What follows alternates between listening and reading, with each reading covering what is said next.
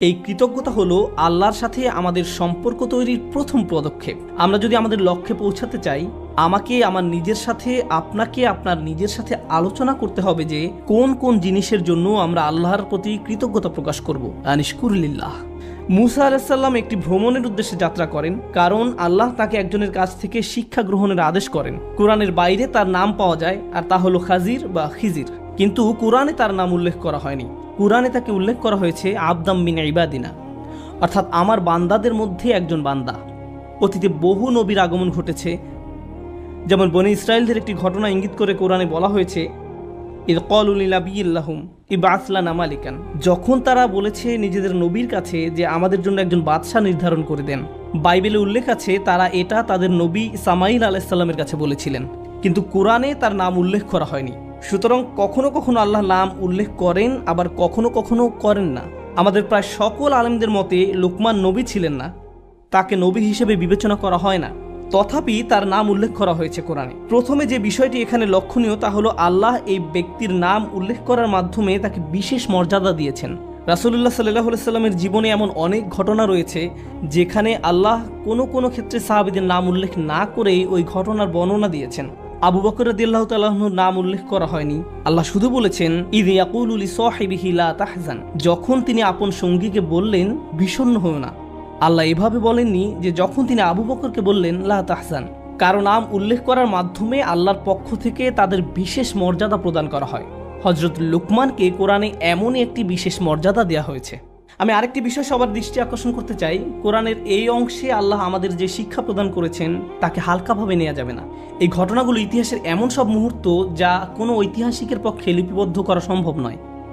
এই অনুচ্ছেদে যে ঘটনাটির বর্ণনা দেওয়া হয়েছে তা হলো একজন পিতা এবং তার সন্তানের মাঝে কথোপকথন। তো এই কথোপকথন হয়তো তাদের বাড়ির নির্জন পরিবেশে হয়েছে, অথবা তারা যখন একত্রে কোথাও ভ্রমণে বের হয়েছিলেন, বা একত্রে কোনো কাজ করার সময় তাদের আশেপাশে কেউ ছিল না, তখন কোনো রেকর্ডিং ডিভাইসও ছিল না। কত বিলিয়ন ট্রিলিয়ন সময় পিতামাতা তাদের বাচ্চাদের সাথে কথা বলেন, এমন ঘটনা প্রতিদিন ঘটে। এটা আমাদের জীবনের অংশ। তথাপি এই একটি আলোচনাকে আল্লাহ এত গুরুত্ব দিলেন যে মানবজাতি এই কথোপকথন থেকে কিয়ামত পর্যন্ত হিদায়াত পেতে থাকবে। তাই তিনি এই কথোপকথনকে কোরআনের অংশ করে দিলেন। এটা একটা বিরাট ব্যাপার। আল্লাহ এমন একজনকে সেলিব্রিটি বানিয়ে দিলেন যার সম্পর্কে অন্য কোনোভাবে জানা সম্ভব ছিল না। আল্লাহ এই কথোপকথনটিকে চিরস্থায়ী বানিয়ে দিলেন, অন্যথায় এই সম্পর্কে জানা আমাদের পক্ষে সম্ভব ছিল না।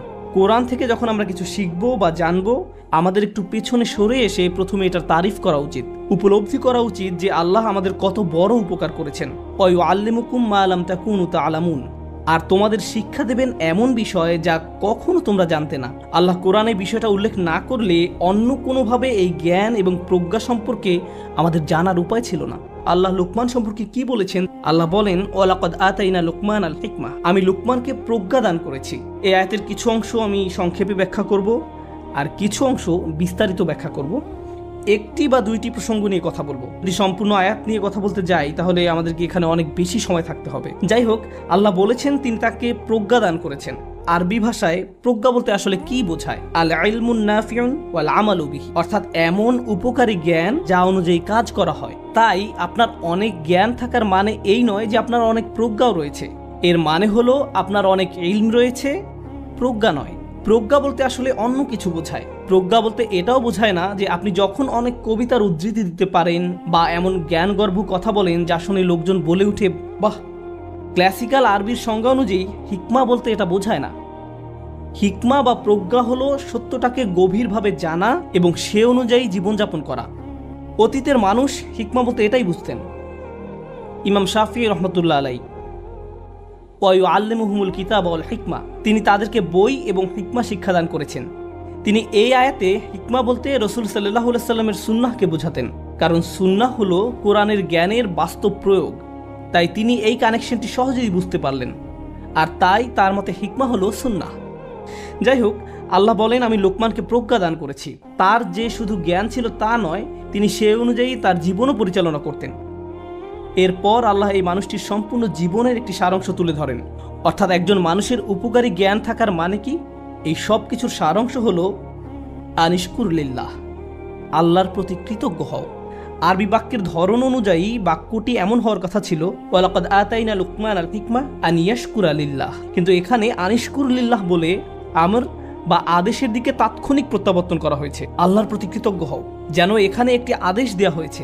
অর্থাৎ লোকমান এমন একটি জীবন অতিবাহিত করেছেন যেখানে তিনি বারবার নিজেকেই নিজে বলেছেন, আল্লাহর প্রতি কৃতজ্ঞ হও, আল্লাহর প্রতি কৃতজ্ঞ হও।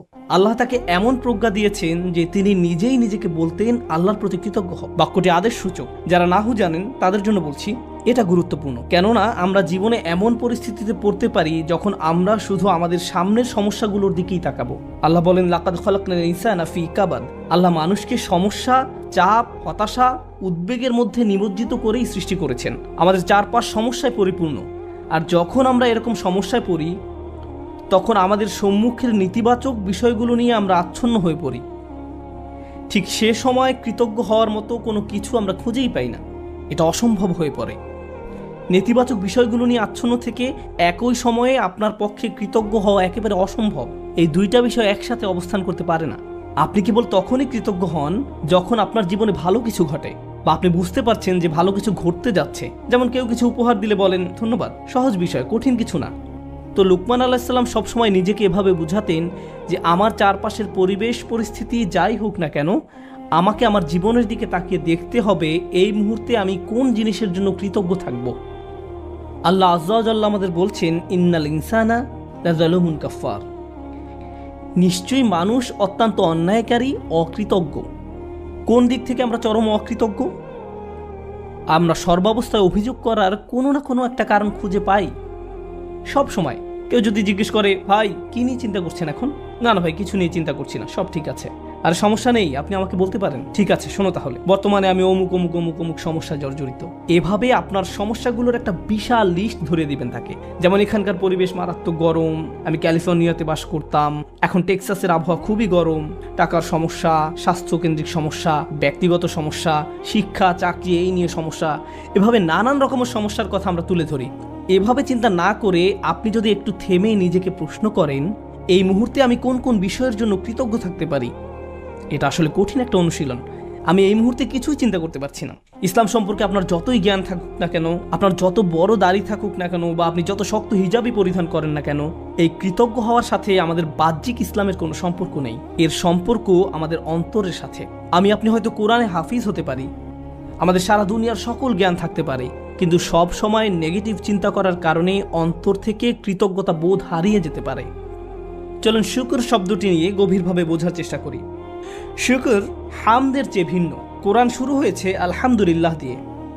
হামদ শব্দটি দিয়ে দুটি বিষয় বোঝায়, বিষয়টি মনে রাখুন। আমি জানি খুতবায় আমি অনেক কিছু বলি, তার থেকে কিছু বিষয় এখান থেকে চলে যাওয়ার পরেও মনে রাখুন।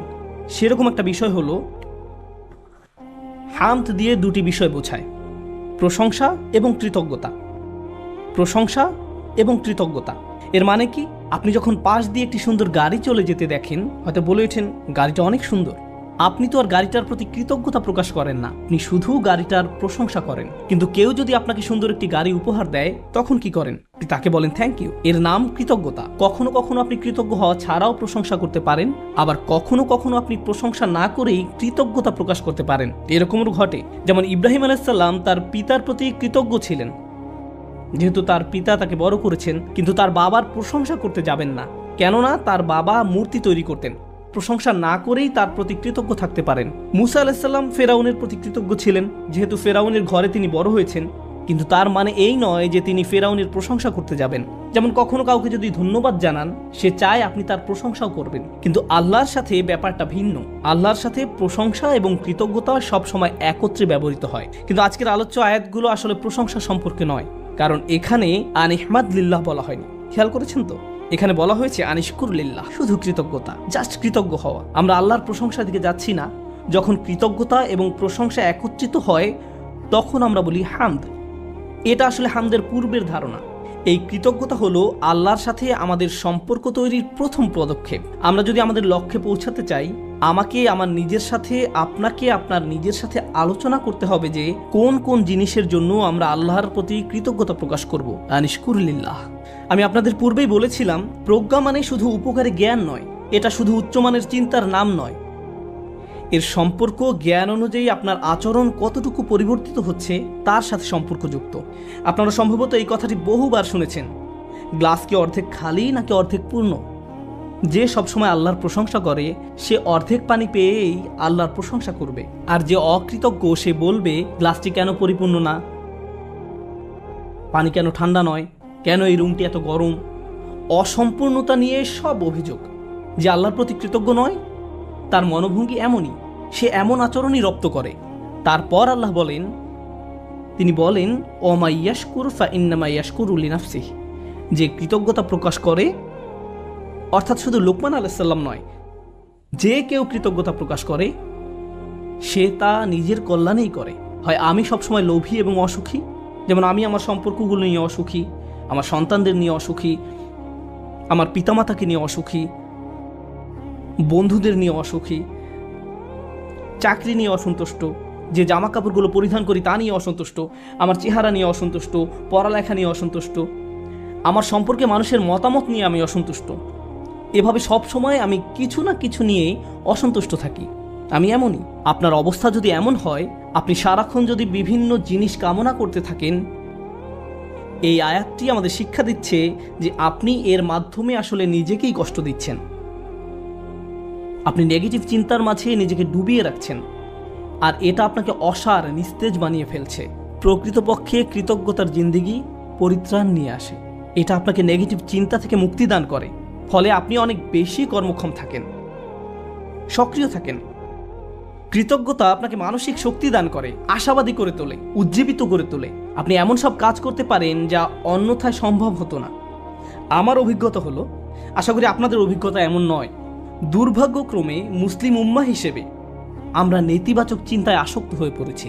আমরা নেতিবাচকতায় এমন আসক্ত যে কাউকে উম্মার জন্য কিছু করতে দেখলে বলি, কি লাভ এসব করে, কোনো কিছুরই পরিবর্তন হবে না। তার কাজে ভালো কিছু দেখার পরিবর্তে আমরা বলি, আরে ভাই এতে কোনো লাভ হবে না, কোনো লাভ হবে না, অমুক অমুক সমস্যাগুলোর তো কোনো সমাধান হয়নি। ফিরে আসো, আমাদের সাথে নেগেটিভ ক্লাবে যোগ দাও, তুমি এত পজিটিভ চিন্তা কেন করো। অর্থাৎ কাউকে পজিটিভ দেখলে আমাদের কেমন যেন একটা গা জ্বালা করে, জিনিসটা তো এরকম হওয়ার কথা নয়, কেন আমরা তাকে আবার নেগেটিভ জগতে ফিরিয়ে আনছি না।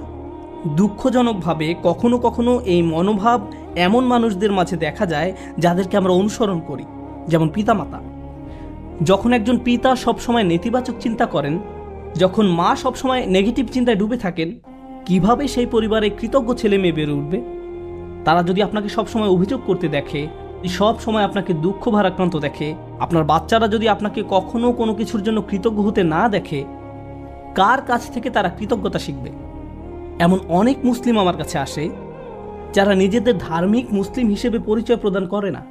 আমি আপনার কিছু ভিডিও দেখেছি, কিন্তু আমি আসলে কখনো মসজিদে যাই না। আমি তখন জিজ্ঞেস করলাম যে কেন আপনি নিজেকে ধার্মিক মুসলিম হিসেবে পরিচয় দেন না, নিজেকে ধার্মিক মুসলিম সমাজের অংশ মনে করতে আপনার দ্বিধা কেন। উত্তরে তারা কি বলে জানেন? তারা বলে এই ধার্মিক মুসলিমরা সব সময় বিপর্যস্ত থাকে, তাদের সবসময় রাগান্বিত দেখায়। কিভাবে এমনটা হলো? যে মানুষদের কাছে স্বর্গীয় ব্যাপার রয়েছে তাদের অবস্থা এমন কি করে হলো? এই আয়াতে প্রজ্ঞা বলতে কৃতজ্ঞতা বোঝানো হয়েছে। হিকমার সারমর্ম হলো, হিকমার নির্যাস হলো শুকর বা কৃতজ্ঞতা। যে নিয়মিত আল্লাহর দিন সম্পর্কে জ্ঞান লাভ করতে থাকে তাকে কেন এমন দুর্দশাগ্রস্ত লাগবে? মূলত আপনি যত বেশি কৃতজ্ঞ হবেন আপনাকে তত বেশি ইতিবাচক দেখাবে। সব সময় সব কিছুতেই আপনি ইতিবাচক দিকটি খুঁজে পাবেন। এমনকি যখন আমরা দুঃখ ভারাক্রান্ত হয়ে পড়ি তখন আমরা নিজেদের এই বলে প্রবোধ দেব যে আমি এই মুহূর্তে কোন কোন বিষয়ের জন্য কৃতজ্ঞ থাকতে পারি। তারপর নিজের মনকে শক্ত করে আবার দাঁড়িয়ে যান। এখন আমার মুসা আলাইহিস সালামের কথা মনে পড়ে গেল। আমি আসলে সব সময় মুসা আলাইহিস সালামের এই ঘটনাটি দ্বারা অনুপ্রাণিত হই। তিনি নীল নদ পার হয়ে অপর প্রান্তে চলে গেলেন। তার সাথে বনি ইসরায়েলের হাজার হাজার মানুষ, আর সবাই ঘরবাড়িহীন, নিঃস্ব। তার উপর তারা মরুভূমিতে বিচরণ করছেন। তাদের মাথার উপর কোনো ছাদ নেই। পুরুষ, নারী, শিশু, বৃদ্ধ সবাই হয়তো কষ্টে কান্নাকাটি করছে। আমরা এখন টেক্সাসের 100 ডিগ্রি ফারেনহাইট তাপমাত্রায় 20 মিনিট থাকতে পারি না, বলে উঠি আমাকে এখনই বাসায় যেতে হবে। আর তারা মরুভূমিতে বাস করছেন। এখন মুসা আলাইহিস সালাম তাদেরকে শান্ত করার লক্ষ্যে তাদের উদ্দেশ্যে বক্তব্য দিবেন। তিনি তাদেরকে বললেন, লা ইন শাকারতুম লা আযীদান্নাকুম, যদি তোমরা কৃতজ্ঞ হও আমি তোমাদের বাড়িয়ে দেব। আমি ভেবেছিলাম যে তিনি তাদের ধৈর্য ধরা নিয়ে খুতবা দিবেন, কিন্তু না, তিনি তাদের উদ্দেশ্যে কৃতজ্ঞতা নিয়ে খুতবা দিলেন। কেউ হয়তো বলতে পারে, আরে আমরা কি নিয়ে কৃতজ্ঞ হব? আবহাওয়ার অবস্থা দেখেছো, আমাদের বাচ্চাদের অবস্থা, আমরা ক্ষুধায় কাতর, গায়ের জামাটা ছাড়া আর কোনো জামা নেই, আমাদের কোনো খাবার নেই। কৃতজ্ঞ কিসের জন্য কৃতজ্ঞ হব? আপনি যদি একটু থেমে চিন্তা করেন, কারণ ফেরাউনের বাহিনী তোমাদের হত্যা করতে পারেনি, অথবা তোমরা ডুবে যাওনি, অথবা তোমরা এখন আর মিশরীয়দের দাস নও, তোমাদের বাচ্চাদের আর জবাই করা হচ্ছে না, তোমাদের মহিলাদের আর নিপীড়িত জীবনযাপন করতে হচ্ছে না, চোখের সামনে মহিলাদের নির্যাতিত হওয়ার দৃশ্য আর পুরুষদের দেখতে হচ্ছে না, তোমরা এই সব কিছুর জন্য কৃতজ্ঞ নও? অভিযোগ করছো? কৃতজ্ঞ হওয়ার জন্য আপনি সব সময় কিছু না কিছু খুঁজে পাবেনই। সব সময় এমন কিছু পাবেন যা আরও খারাপ হতে পারত। সুতরাং এই ধরনের প্রজ্ঞা নিয়ে বেঁচে থাকা খুবই কঠিন, কিন্তু কেউ যদি এভাবে জীবনযাপন করতে পারে তাহলে সে শুধু নিজেরই উপকার করলো। অমাইয়াশকুর ফা ইন্নামা ইয়াশকুরু লিনাফসিহি, যে কৃতজ্ঞতা প্রকাশ করে সে তা নিজের কল্যাণেই করে।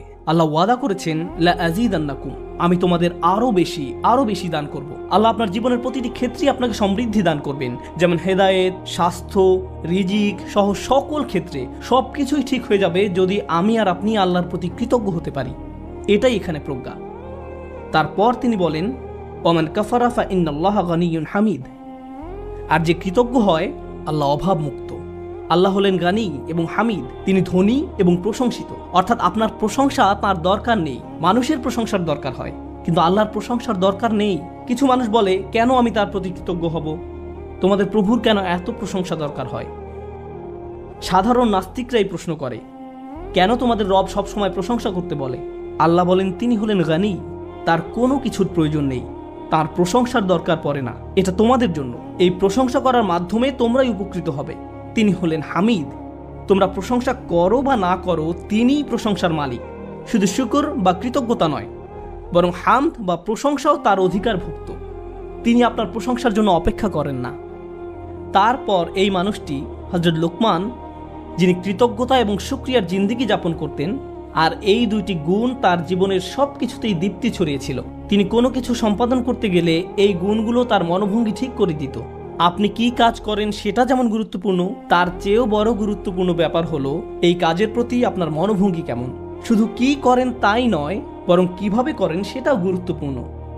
আপনারা উভয়ে বিসমিল্লাহ বলে খাওয়া শুরু করেছেন, সব কিছু দেখতে একই রকম, কিন্তু একজনের কৃতজ্ঞতার মনোভঙ্গি ছিল আর অন্যজনের সেটা ছিল না। একজন এই দুনিয়া এবং পরকাল উভয় জগতেই লাভবান হবে, অন্যজন হবে না।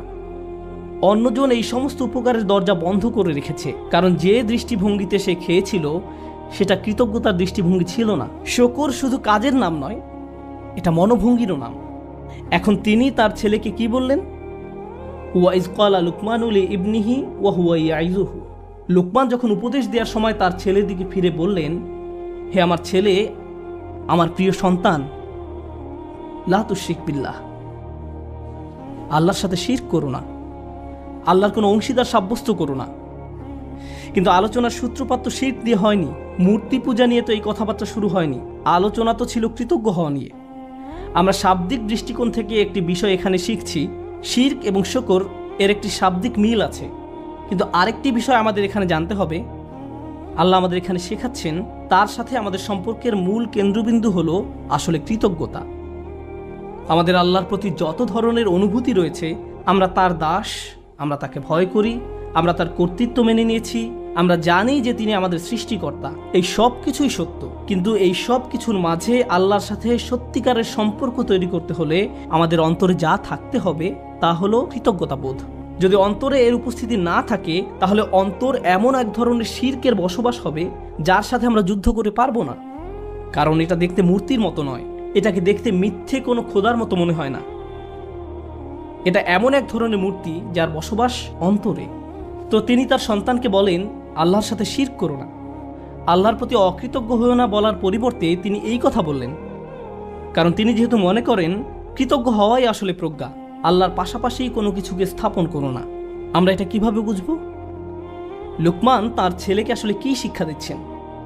প্রসঙ্গত এটা শুধু সন্তানের সাথে পিতার কথোপকথন নয়, বরং এটা এমন যে কারো জন্য হতে পারে যার অধীনে কেউ বাস করে।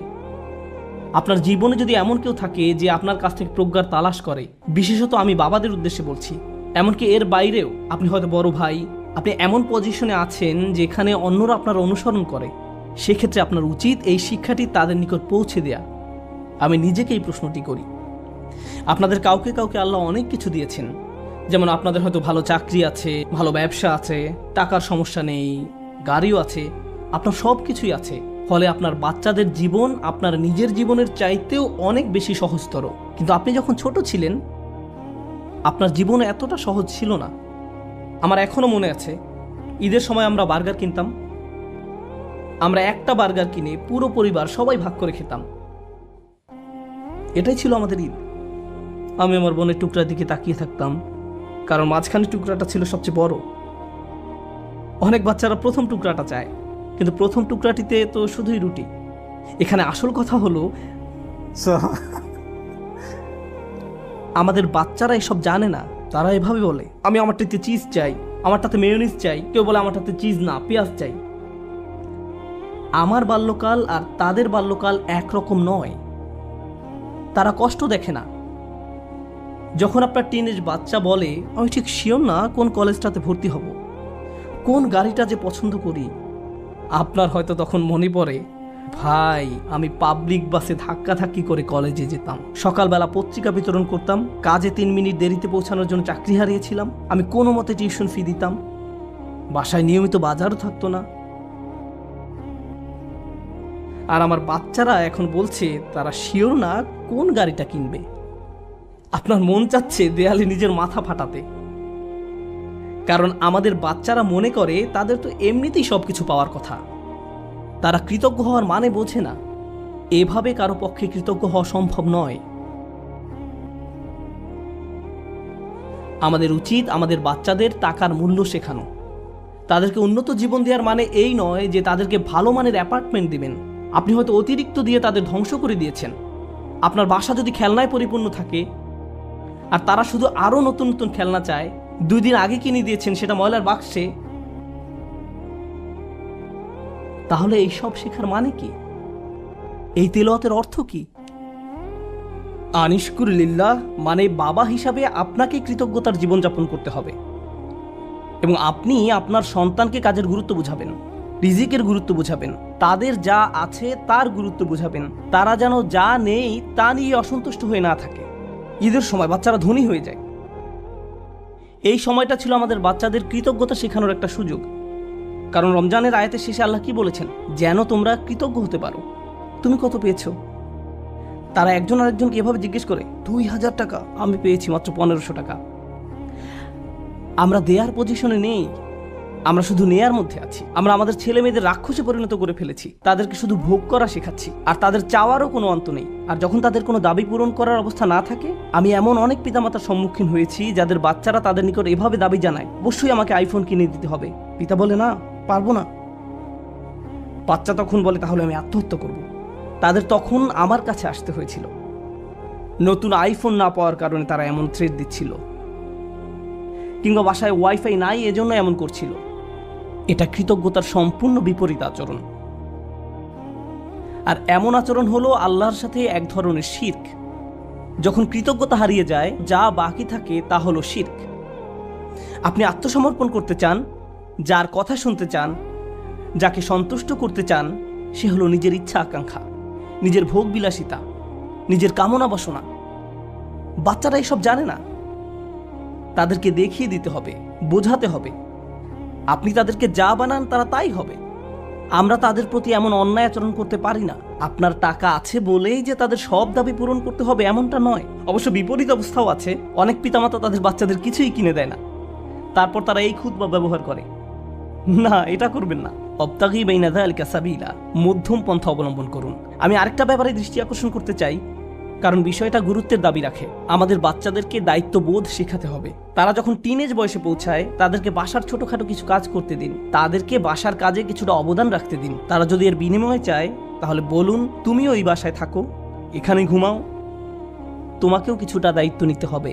আপনার বাচ্চাদেরকে দায়িত্ববোধ শেখান, কোনো কিছুর বিনিময়ে না, টাকার বিনিময়ে নয়, অথবা মাস শেষে তাদেরকে নতুন গেম কিনে দিবেন বলেও নয়, কোনো কিছুর বিনিময়ে না। যদি আমরা সব সময় এমনটা করি, যদি তাদেরকে শুধু ভোগ করতে শিখাই আর তারা শুধু আপনার নিকট বিনিময় চাইতে থাকে, এটা করলে আমাকে কি দিবা, ওটা করলে আমাকে কি দিবা, যদি আপনার বাচ্চাদের আল্লাহর প্রতি কৃতজ্ঞ হতে না শেখান, তাহলে কিভাবে তারা আপনার প্রতি কৃতজ্ঞ হবে? এই দুইটা বিষয় কি সম্পর্কযুক্ত নয়? আল্লাহ বলছেন, আনিশকুরলি ওয়া ওয়ালিদাই, আমার প্রতি ও তোমার পিতামাতার প্রতি কৃতজ্ঞ হও। এই দুইটা ব্যাপার সম্পর্কযুক্ত। আমরা যদি আমাদের সন্তানদের তাদের যা আছে তার জন্য আল্লাহর প্রতি কৃতজ্ঞ হতে না শেখাই, তাহলে আমি আপনাদের গ্যারান্টি দিয়ে বলছি তারা স্বাধীন হয়ে যাবে। যখনই তারা স্বনির্ভর হয়ে যাবে, তারা আলাদা হয়ে যাবে।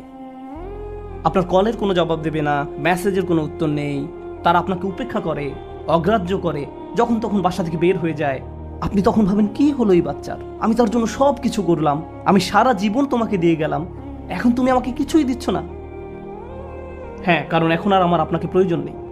আপনার কি প্রয়োজন? আর আমি স্বাধীন, ওই লেনদেন তো শেষ হয়ে গেছে, ধন্যবাদ, বাই। এখন আমরা তাজ্জব হয়ে বসে আছি, কিন্তু সম্ভবত আমরাই তাদেরকে নষ্ট করে ফেলেছি। মানে অতি ভালোবাসা দেখিয়ে আমরা তাদের ধ্বংস করে ফেলেছি। ইন্নামা আমওয়ালুকুম ওয়া আওলাদুকুম ফিতনা, আল্লাহ একটি কারণে এই কথা বলেছেন। তোমাদের সম্পদ এবং সন্তান সন্ততি তোমাদের জন্য একটি বড় পরীক্ষা। বিশেষত ছেলে মেয়েদের পেছনে যদি নিয়ন্ত্রিত উপায়ে টাকা পয়সা খরচ করা না হয়, তাহলে তারা বিশাল এক পরীক্ষার বিষয়ে পরিণত হবে। মাঝে মাঝে বাচ্চাদের কোনো কিছু কিনে দেওয়া উত্তম, মাঝে মাঝে তারা যা চায় তা না দেওয়া উত্তম, মাঝে মাঝে তাদের থেকে দূরে সরিয়ে রাখা উত্তম। এটা গুরুত্বপূর্ণ। এটা শুধু পুঁথিগত বিদ্যা নয়, শুধু আলহামদুলিল্লাহ বলা শেখালেই হবে না, এই শিক্ষার উপরে জীবনযাপন করতে হবে। এজন্যই আলোচনাটি শুরু হয়েছে এই বলে, ওয়ালাকাদ আতাইনা লুকমান আল হিকমা, আমি লোকমানকে প্রজ্ঞা শিক্ষা দিয়েছি, বাস্তব জ্ঞান, বাস্তব শিক্ষা। কিভাবে কৃতজ্ঞ থেকে জীবন কাটাতে হবে সেই শিক্ষা। আমাদের বাচ্চারা কতবার তাদের জামা কাপড় ভাঁজ করে, ধৌত করে, আমরা তাদের কিভাবে কৃতজ্ঞতার শিক্ষা দেব যখন তাদের সবকিছু আমরাই করে দেই? মনে হয় যেন ঘরের মধ্যে ছোট ছোট ফেরাউন দৌড়াদৌড়ি করছে আর বলছে, আমি সবচেয়ে বড় রব, আনা রাব্বুকুমুল আ'লা। আজ আমি বার্গার খাবো না, পিৎজা খাবো, আমাকে এটা দাও, ওইটা দাও। আমরা তাদের এমন বানিয়ে ফেলেছি। এটা তাদের দোষ নয়।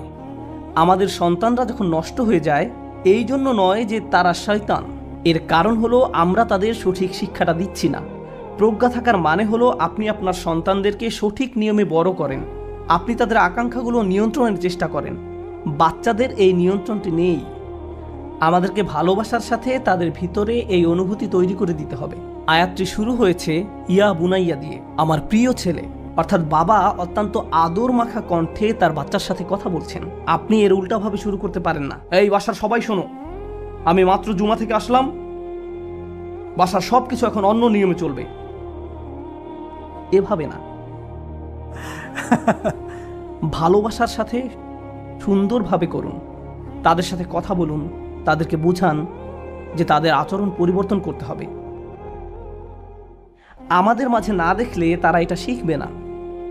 যদি আমি খাবার ফেলে দিই, ক্ষুধা লাগলে রেস্টুরেন্টে গিয়ে অপ্রয়োজনীয় অর্ডার করি, এরপর অল্প একটু খেয়ে বলি আমি আর পারবো না, আর সন্তানকে বলি খাবার শেষ করো, খাবার শেষ করো, তারা শিখবে না, তারা শিখবে না, তারা ফেলে দিবে। আপনার জীবনটা যদি অকৃতজ্ঞতায় পূর্ণ থাকে, তাহলে এটা অনেক বড় একটা সমস্যা। এজন্যই অবিশ্বাস এবং অকৃতজ্ঞতা প্রকাশে একই শব্দ ব্যবহার করা হয়েছে। একই শব্দ ব্যবহার করা হয়েছে। কুফর বিল্লাহ মানে হলো আল্লাহকে অবিশ্বাস করা, আর কুফরান বিন নিয়ামাহ মানে নিয়ামতকে অস্বীকার করা, অকৃতজ্ঞ হওয়া। একই শব্দ। আল্লাহর নিকট কাফের আসলে দুইটা জিনিস। ভাবতে পারেন, এমন ব্যক্তি যে আল্লাহকে অস্বীকার করে এবং যে আল্লাহর প্রতি অকৃতজ্ঞ। এই জন্য যে ব্যক্তি আল্লাহর প্রতি কৃতজ্ঞ থাকে, তার পক্ষে শিরক করা অসম্ভব। কারণ আপনি যদি আল্লাহর প্রতি সুধারণা পোষণ করেন, আপনি শিরক করতে পারবেন না। আমাদেরকে তার প্রতি অকৃতজ্ঞ হওয়ার শিরক থেকে রক্ষা করুন। আল্লাহ আযজা ওয়া জাল্লা আমাদেরকে কৃতজ্ঞ থেকে জীবন পার করার সামর্থ্য দান করুন এবং আমাদেরকে সেসব মানুষদের অন্তর্ভুক্ত করুন যারা তাদের সন্তানদেরকে কৃতজ্ঞ হওয়ার শিক্ষা দান করে। বারাকাল্লাহু লি ওয়া লাকুম। আসসালামু আলাইকুম ওয়া রাহমাতুল্লাহ।